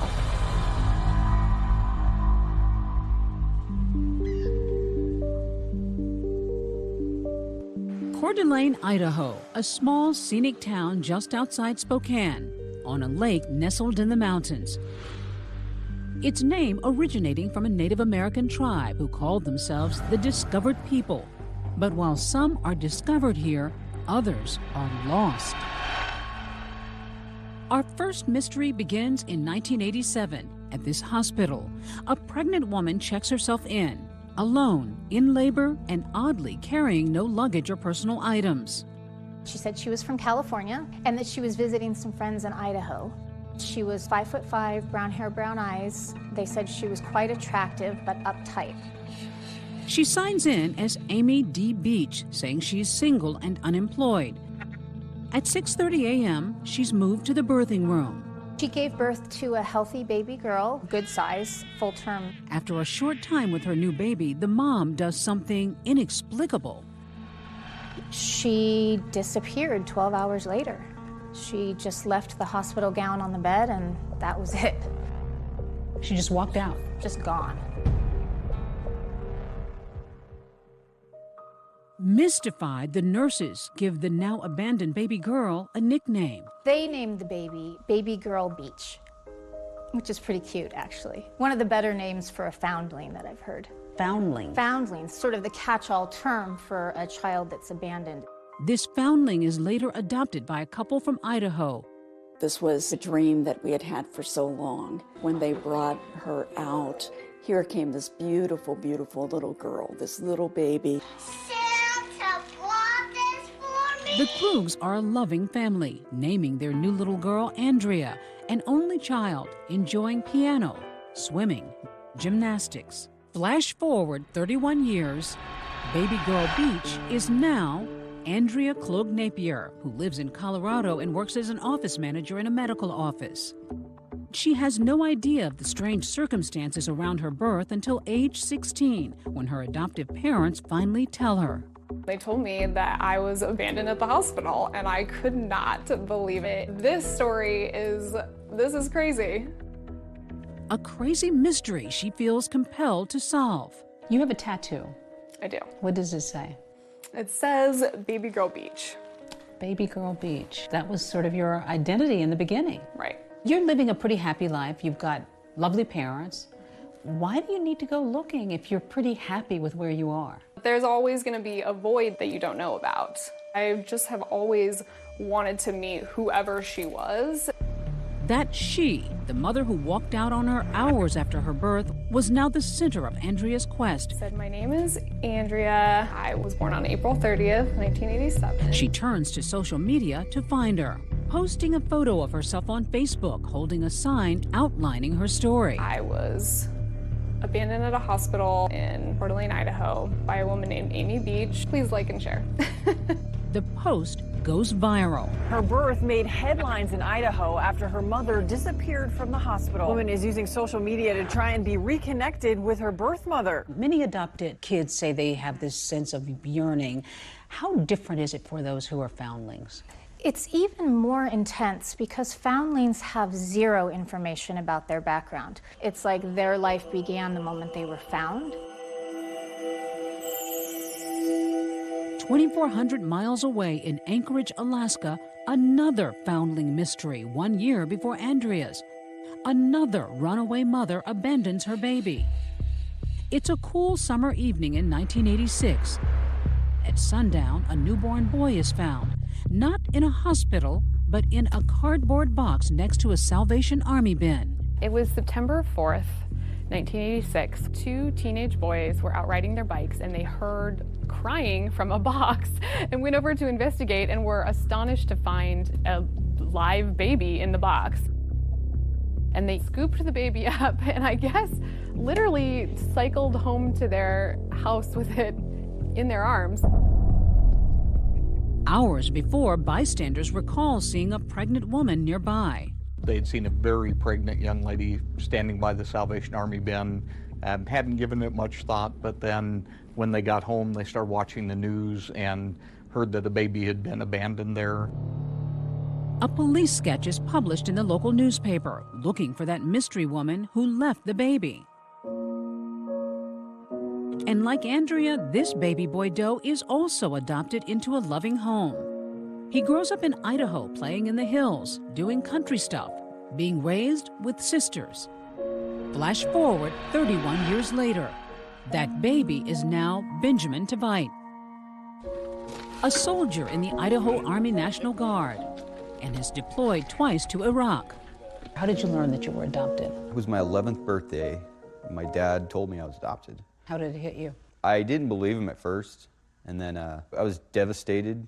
They brought the newspaper clippings out that they had preserved. I was spinning. I mean, I was like, "What? This is all a joke, right?" This was the biggest question in my life. Who am I? Where am I from? I would look up at the stars some night and wonder if my mom or dad or if my brothers or sisters or my grandparents were looking at the stars that night. Ben is now on the biggest and most personal mission to date, trying to solve the mystery of his birth. Like Andrea, he's put his faith in one woman, Cece Moore, a world-renowned DNA detective whose DNA crime-solving work recently grabbed nationwide attention, leading to arrests in a number of languishing cold cases. This morning, a break in a 25-year-old cold case. Same technique authorities used to arrest the suspected Golden State Killer. This is a major game changer for these cold cases. I've worked with dozens, maybe hundreds of foundlings by now, and so I know that this is a really intense process for them. Still ahead, Andrea's about to find out some secrets get buried for a reason. You may have this idea that you're going to find birth parents who are just going to readily accept you, but that may not be the case. And a stunning discovery for Ben. And I saw this. Stay with us.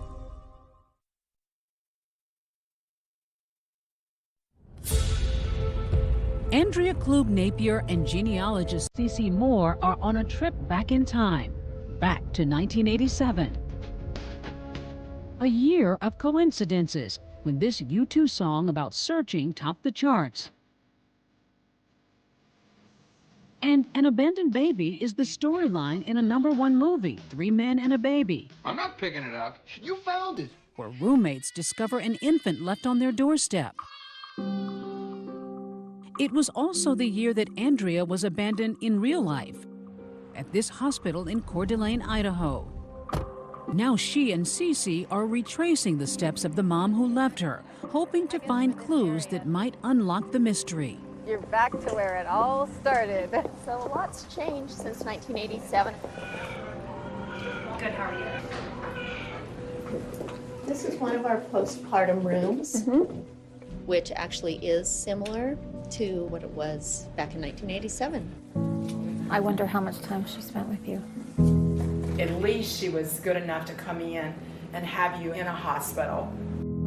The feelings that she could have had, I can't even imagine. Not that she's a hero, but it took a lot of courage to come in.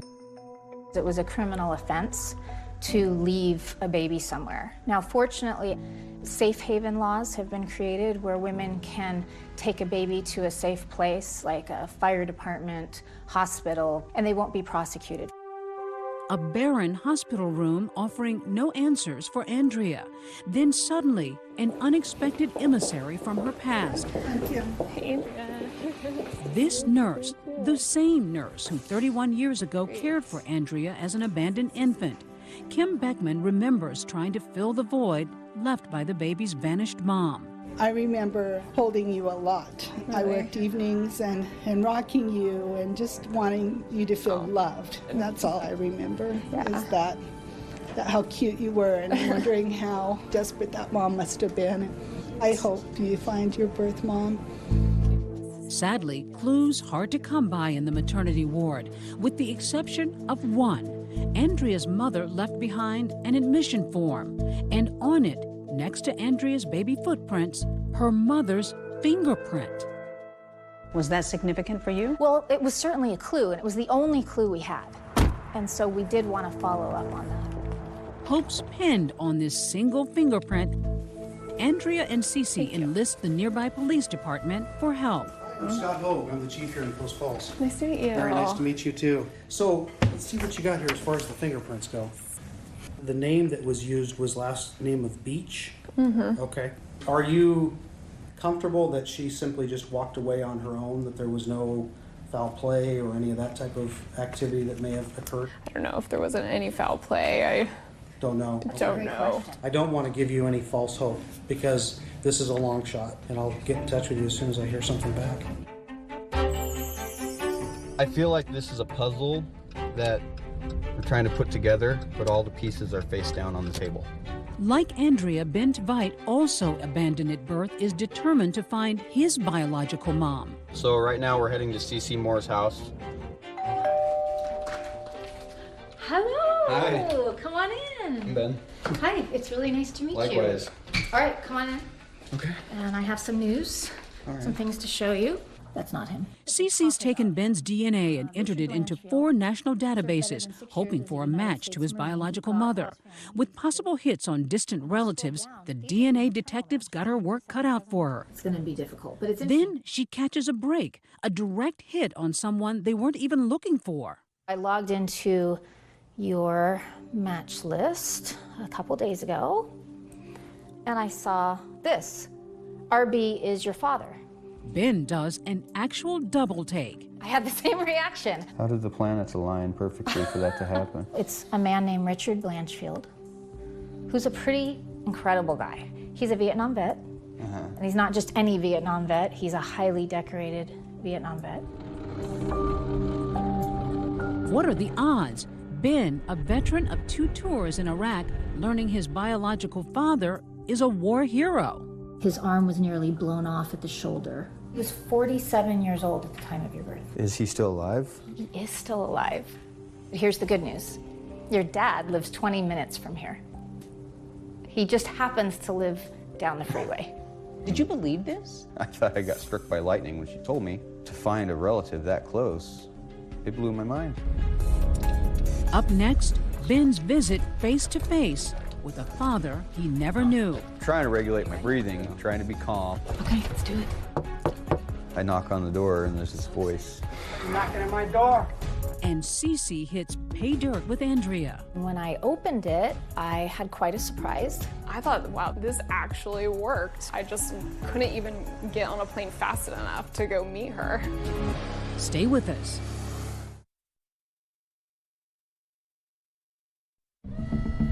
As a sergeant in the Idaho National Guard, Ben Tveit has tested his mettle and grit as part of the perilous U.S.-led invasion in Iraq. He's an experienced gunner on one of the most powerful tanks on the planet.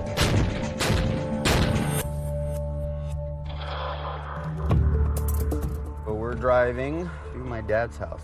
But now Ben has to muster all the courage he has for a deeply personal mission. I'm terrified and excited all at the same time. In 800 feet, turn right onto No Wood Court. Longest 800 feet of my life.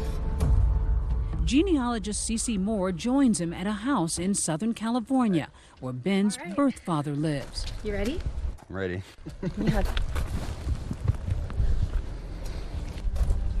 I know your father's very excited to meet you. I'm trying to regulate my breathing, trying to be calm and not look like an idiot. Let's do it.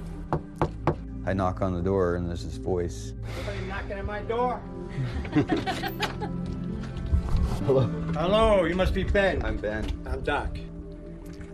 Wow. How you doing? This is eerie. Very serious. Come on in, son. Come on in. Welcome. Welcome. And I was just overwhelmed. I didn't even know what to say. Did you feel a connection? Yeah, right away. Right away. Come on in here. This is the room I love the most.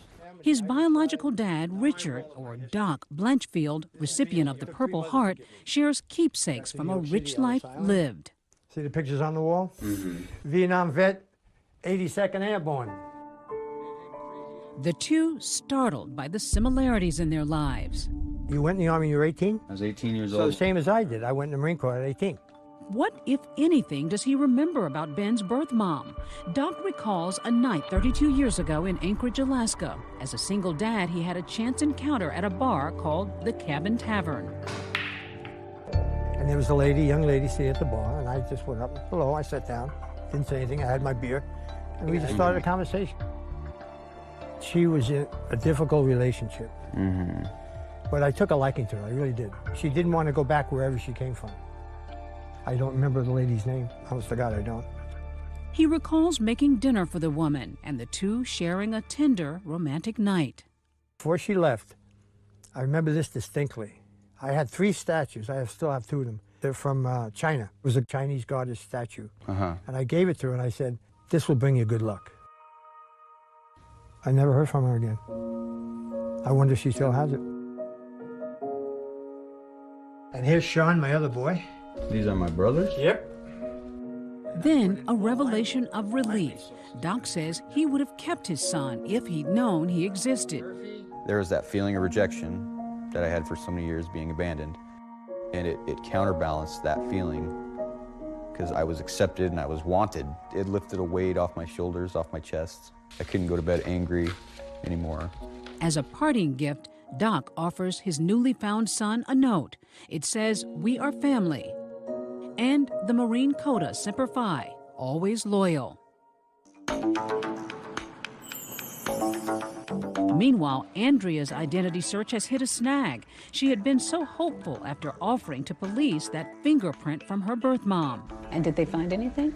No. I mean, it would have been great to get the identity, but had her fingerprints been in the system, that probably wouldn't have been a very positive indicator. Usually it's associated If they'd been with arrested, crime. we didn't want to believe that she went on to live a life of crime either.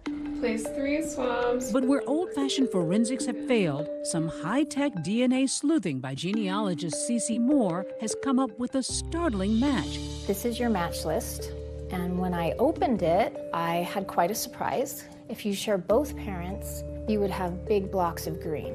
So how much green do you see? There's a lot of green. Do you know what that means? So we could be siblings?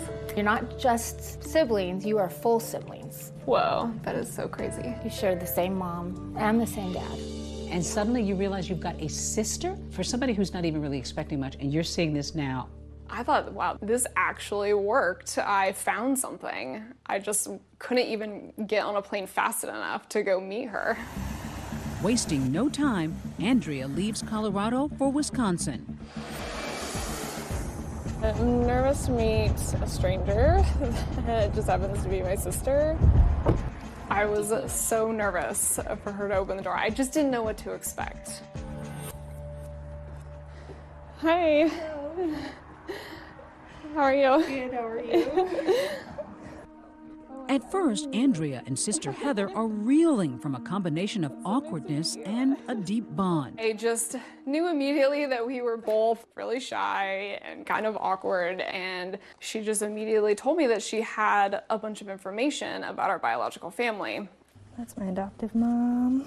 Heather was adopted in Washington, a state that allows access to adoption records, so she already knows the names of their birth mom and dad. Our birth mom's name is Deirdre. She went by Cindy. Deirdre.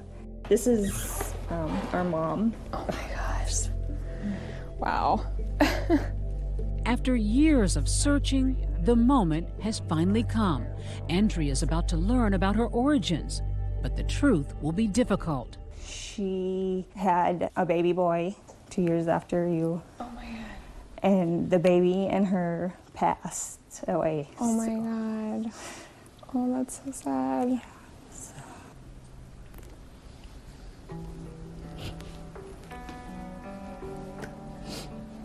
I'm really glad to find all of this out.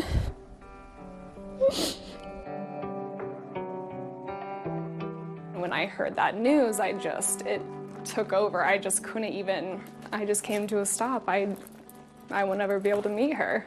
And to hear this from your sister who you just met. Yeah, it was sad. And all this time I thought maybe somebody was thinking about me and where I was, but she hadn't.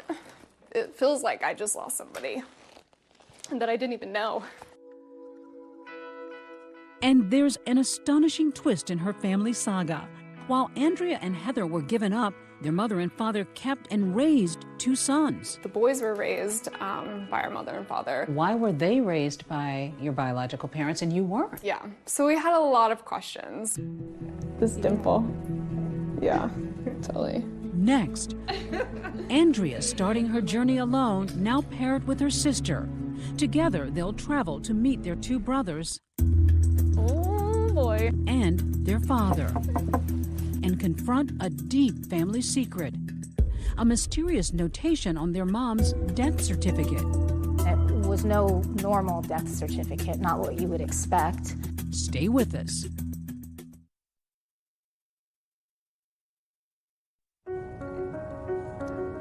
Andrea Klug Napier has discovered a sister.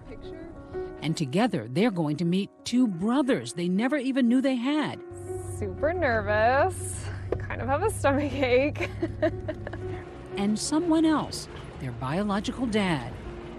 Oh boy. With their mother gone, they hope their father holds the key to their looming questions. Why would a mom and dad forsake their two daughters, but not their sons? Hey, how's it going? Good. Hi. I'm Aaron. I'm Andrea. Nice to meet you. Finally, face to face with brother Aaron, who answers the door, and then their father Dwight. Nice to meet you. I think I'm your dad. Yeah. The new family finding their footing as Dennis, another brother, joins them. Got some flowers. Oh, thank you. So you were meeting your biological father and your two brothers that you never had any idea existed. I can't even describe the feeling. It was crazy. The article that I have in the newspaper, the nurses described her as uptight and attractive. Really? Dwight just immediately started talking to us and telling us everything that he knew about our mother. We just wanted to see every picture that was ever taken of her. And this picture of her reminded me so much of Heather. You guys look like Mom big time. Yeah. Deirdre, who went by the name of Cindy, was only 16 and Dwight 17 when they married. She later worked as a computer programmer. And then he told you about the day she died. Yeah. It was like 20 below here and the weather was bad. The city was shut down. And she told me she had the flu. He told us that she had been ill and that he left for work and that when he got home, she was unconscious. And I called 911. And what happened? Well, they come and took her to the hospital and went to the hospital and they pronounced her dead. And then all the doctor said was that she was really torn up inside. And then it wasn't until, I went home and it was a couple of days later. I went to a bedroom, the door was locked, and I went in there and there was a baby sitting on the bed. Full-term baby. An unimaginable discovery, the death of a baby boy he hadn't even known he'd fathered. I thought I knew her and I thought everything was great. But what about Andrea and Heather? Incredibly, Dwight says he had no idea his wife gave birth to them either. And that's the story. Yeah. But it's pretty cool. She left us with you. I thought at first I'm for sure gonna see something in Dwight that maybe he did know and he's hiding it from us. But immediately when we sat down and he started talking, I knew that there was absolutely no way that he knew about us. She hid everything from him. Most people will look at this and say, how could this be? How could your wife give birth and you have no idea? I still question it myself today, wondering how did I miss it?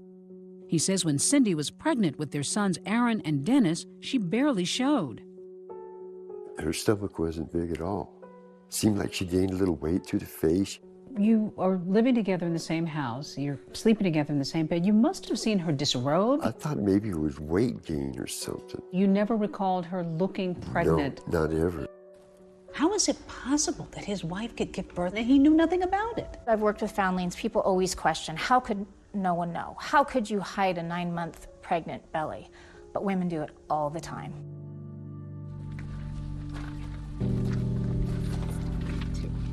The sisters, still reeling from it all, visit their mom's grave to say goodbye. Still confounded by why she hid those pregnancies, the answer may lie in a strange notation on Cindy's death certificate. Unattended birth associated with psychotic denial. Had you heard of that before? I have seen it in other cases. That's not terribly unusual in foundling cases where somebody denies they're pregnant until it's too late and they haven't made any sort of arrangements. It's probably one of the reasons that some people get abandoned rather than legally adopted. Denial of pregnancy is a recognized psychiatric or psychological condition. Psychiatrist Susan Hatters-Friedman has studied the disorder and says it's surprisingly common. 1 in 400 women may suffer from some form. The woman may have some idea that she's pregnant intellectually, but she pushes it from her mind until she can no longer do so because she's suddenly giving birth. And certainly a young woman's own experiences of abandonment could contribute to denial of pregnancy. Possibly explaining Cindy's odd behavior is a painful backstory, according to Heather. As a small child, Cindy and her sister were both given up for adoption. They were on a bus en route to an orphanage. And at the last minute, their brother pulled her sister off the bus and left her. Left Cindy by Alone. herself. She's just a little girl, almost 3 years old, on this bus alone, who's sent off to some orphanage. Must have been traumatic for this child. It's abandonment again. But we only can speculate what sort of emotional damage that may have done to Cindy very early on in her life. Still ahead, Andrea and Heather about to find out their mother took even more secrets to her grave. And Ben's search for his mother has been narrowed down to 2 women, one of them on the other end of this call, the moment of truth. In my experience, the DNA doesn't lie.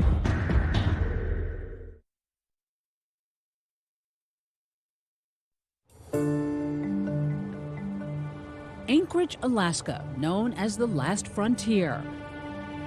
And for Ben Tveit, it is the final step in finding the missing link to his past. Desperate to connect the dots, Ben makes a stop at the Anchorage police station. Hello. Yeah, I'm Dave Cook. Dave, nice to meet you. To meet you.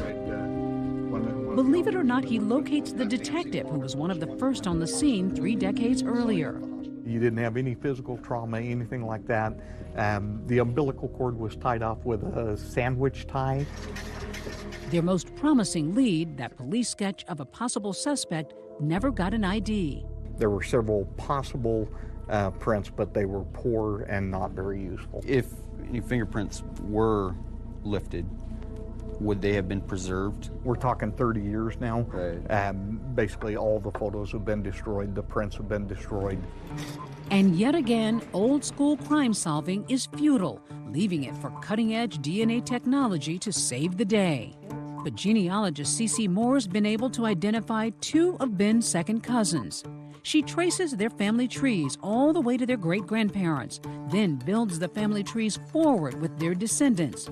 Poring over obituaries, gravesite locators, and census records, Cece has pared it down to 2 women, sisters, one who would likely be Ben's aunt, the other his mother. How certain did you feel that you had the right 2 women that probably would wind up being his mother?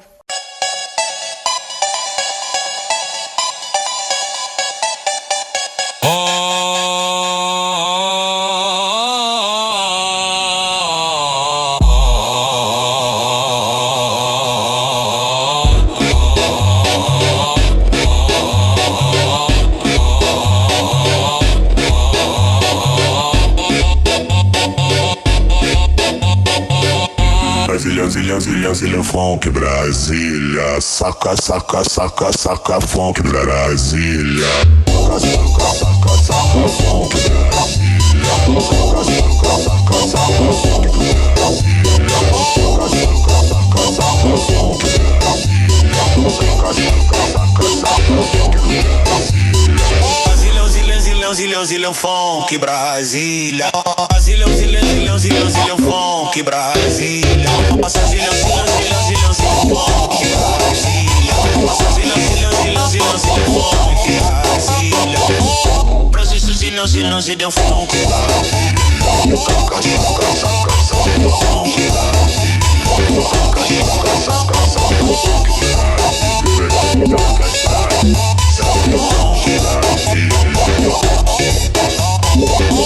David Bass.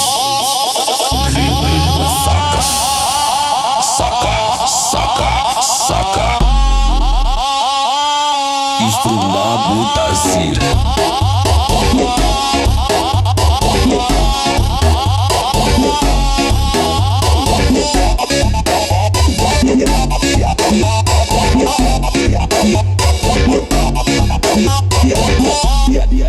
Sorry for inconveniencing you this afternoon. Okay.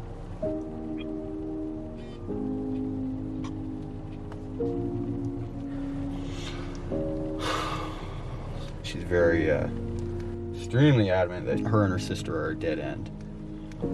But people can lie, DNA doesn't. I just don't know. I'm crawling back inside of myself, starting to feel nothing again. So. Which is okay, that'll pass. Minutes later, though, a heart-stopping, paralyzing moment. Ben's cell phone rings. Could the woman have had a change of heart? Instead, the woman's sister calling back, telling Ben to never contact them again. Just out of curiosity, and she hung up on me. She said that I need to go back to where I'm from and love my family and love the people that raised me. So there was no warmth or no acceptance at all on this phone call? No. The meat and potatoes of the conversation were I was messed up for coming and interfering with other people's lives and digging things up that shouldn't be dug up. Did that lead you to believe that she probably was your biological mom, or maybe not? The fact that she was so defensive. Her reaction led me to the conclusion that she's probably the mother. Did you feel rejected? Yeah. You shouldn't have to have that feeling twice. Rejection, abandonment, not being wanted, a special kind of loneliness. I felt that loneliness again in the car. That wound is probably still open. For the adoptee, they want answers, but for the mothers, this is probably one of the most difficult things that they've ever had to deal with. When they get contact from their child, it really is opening Pandora's box. They have to face a lot of deeply buried emotions. They've carried a lot of shame, a lot of guilt, and fear. And a big secret. A big secret, and it could disrupt the lives that they've built since. Ben reaches out to his adoptive father back in Idaho. I told him if I had to go back in time and do it over again, I wouldn't change anybody in my life. Everything that I am is because of you guys. I don't know that we created or just helped you along. You know, you're a great person. You got a bigger family now. Yeah, because the world's given me so much, and I was blind to that for 30 years now. It's never been so clear until now that I've never really been alone. All right, son. I love you. I love you too.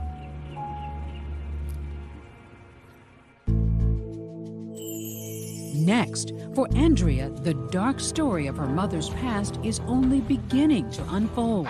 So you began to suspect there could be other children. We knew that there was 5 children already, but there was a 13-year gap between Heather and Andrea. Are there more siblings possibly born during that gap? Every 2 years, on the clock, she's having babies. Stay with us.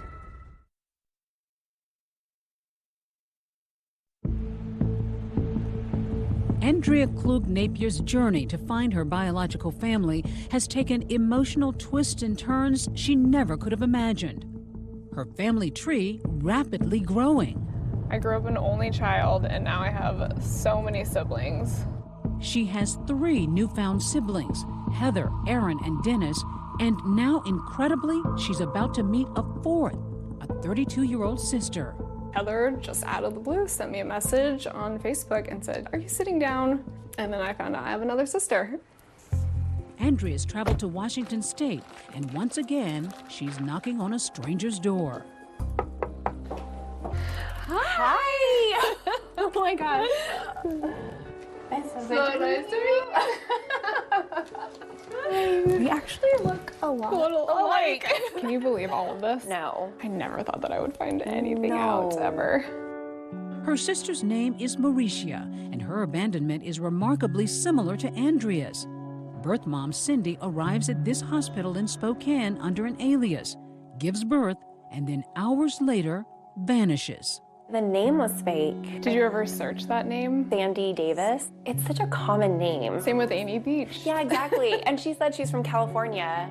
The two sisters marvel at their mirroring stories and reflections. Bumpy nose. Yes. Looking at her was so surreal to see these features that I see in myself every day. I think Andrea and I did have a connection when we first saw each other.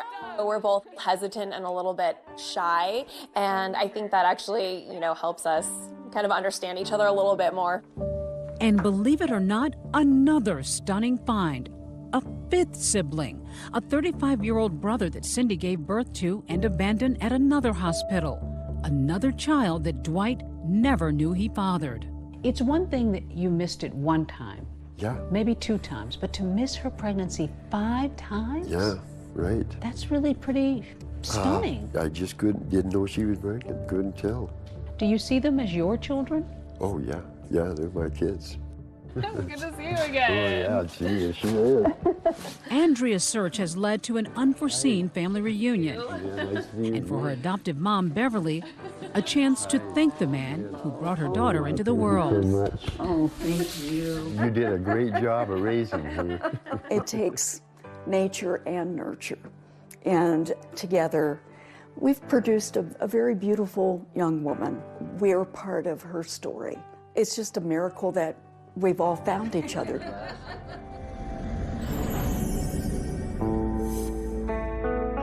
As for Ben Tveit, though the search for his birth mother ended with a harsh rejection, he rejoices in the discovery of a special man, a second father who embraces him fully. Are you happy you set out on this journey? Oh, yeah. Yeah. I could go to my grave happy, knowing all that I know now. Some foundlings don't ever get that closure. I really feel that connection to another human being in this world. I'm thinking law school after. Ah, now we're talking. There's a future for you, Ben. One thing at a time. I value myself that much more after meeting him. In the case of Andrea and Ben, both sought out to find their birth mothers. Right. The best of the best. Hoorah. Both found birth fathers. Yes, with open arms. Yeah. Oh, yeah, right on. I always hope that there can be at least one connection to the biological family. Somebody that welcomes them. I've seen such closure and peace of mind come to these people that are searching when they get that. Peace and closure, but there's definitely more to come on this, Amy. And that's because Andrea has yet to meet that fifth sibling, her other brother who lives overseas, but hopes to meet him soon. That's our program for tonight. I'm Amy Robach. And I'm David Muir. From all of us here at 2020 and ABC News, thanks for watching. Have a good evening and a great week.